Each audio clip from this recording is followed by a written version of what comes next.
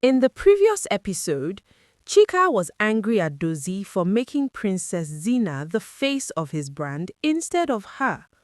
When she discovered that the princess was staying at a guest house, her suspicions deepened, and although she already had pictures powerful enough to tarnish Princess Zina's image, Chika wasn't satisfied. She wanted more. Will she succeed? Find out in this episode.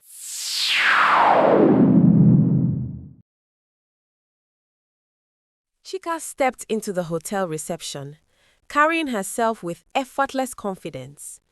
She introduced herself as Chief Nyoroge's daughter and requested the princess's room number.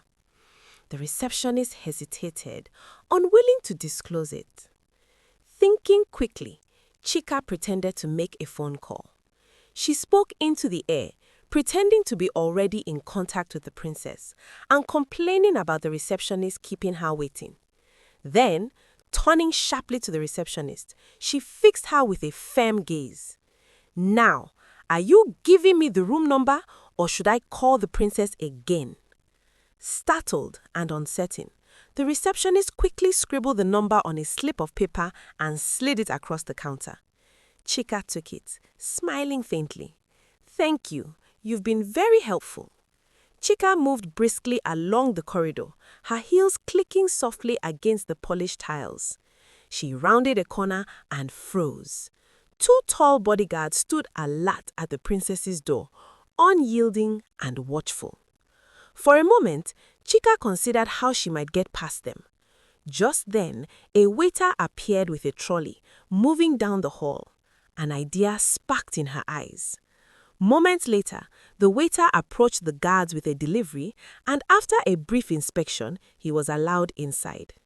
The princess stood near the window, poised and calm, her gaze quiet but alert.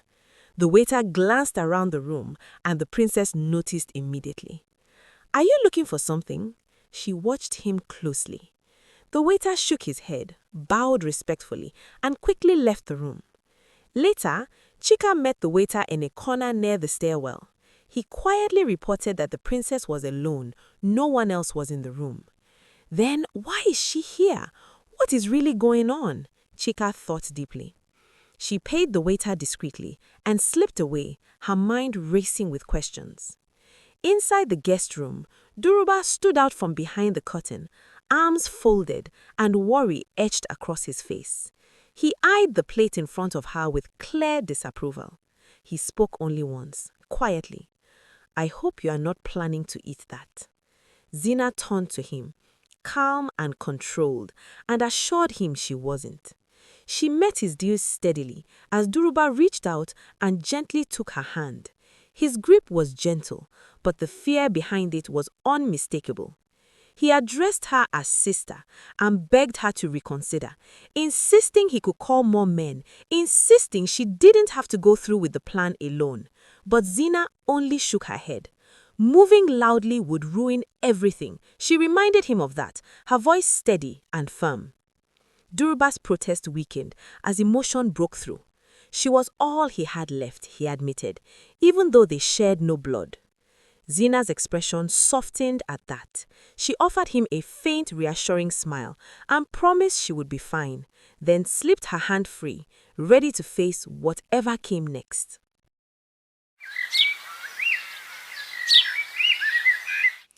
Prince Namdi entered the royal chamber, sensing the quiet authority of his parents waiting for him. The king spoke of preparations, an engagement ceremony with the priest's daughter, a union meant to honor the woman who had supposedly saved his life. But Namdi's answer was firm. He refused. Gratitude, he said, belonged to someone else entirely. Shock rippled across the king and queen's faces. Questions hung in the air, heavy and unspoken. Who had truly saved the prince? The king's suspicion grew, the queen's curiosity sharpened. Calmly, Namdi broke the tension. You'll know on the day of my coronation, the prince said. Without another word, he turned and left the chamber, leaving his parents staring after him, unsettled and silent. In a private meeting room, Chief Ofori flipped through the document slowly, his expression unreadable. After a moment, he nodded. "I accept your offer." A hint of satisfaction crept into his voice. Dozi's face brightened with relief. He shook the chief's hand confidently. The chief complimented the plan briefly, then leaned back, his tone shifting. He studied Dozie for a moment. The chief noted the resemblance to someone from his past. He recalled how they had grown up together until that person had kidnapped his son over a piece of land he had purchased first. Since then, he had avoided that family entirely.